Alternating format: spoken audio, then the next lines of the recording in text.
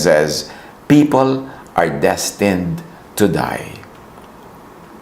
Mas maaga nating ma-internalize, maintindihan, maunawa, matanggap, and up to a point, ma-appreciate din na ang buhay dito sa mundo ay talagang hindi permanent. Tayo'y dumadaan lang dito at darating yung panahon na tayo'y lalampas na sa finish line, sa boundary, at lilipat na tayo sa kabilang buhay. Kung minsan, dumadali-dali kahit papano, although mahirap pa rin natanggapin yung pagpanaw o pag-graduate ng mga taong sobrang nahirapan, nagkasakit, nagdusa.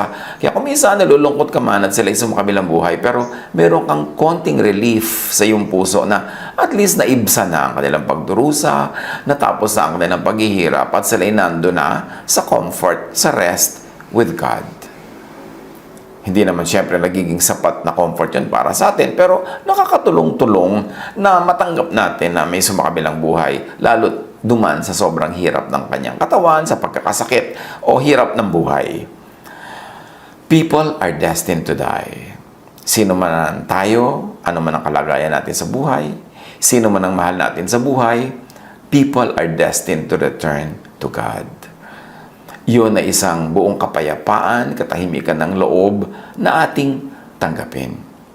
Psalm 55 verse 4, My heart is in anguish within me. The terrors of death have fallen on me. And the terrors of death could fall on you when, one, ikaw natatakot para sa sarili mong kamatayan o pagpunta sa kabilang buhay, o natatakot ka para sa mga mahal mo sa buhay, o talagang nangyayari sa ating paligid, sa mga kilala natin, kaibigan, mga mahal sa buhay, my heart is in anguish within me. The terrors of death have fallen on me. 1 Samuel 2:6, the Lord brings death and makes alive. He brings down to the grave and raises up. At yun naman, ang maganda nating laging ikambal sa iniisip natin tungkol sa pagpanaw sa mundong ito, na ang lahat ng yan ay nasa kamay ng Diyos. Siya ang nagbigay ng buhay na panglupa. Siya din ang babawi nito. Siya ang nagpadala dito sa atin sa lupa, nagbigay ng espiritong tumira sa katawan.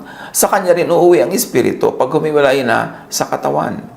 And it should give us immense comfort and trust and peace na ang espiritu'y umuuwi sa Diyos.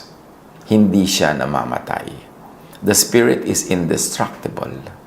Siya ay umuuwi sa kanyang pinanggalingan at ang pinanggalingan ay ang Panginoong Diyos.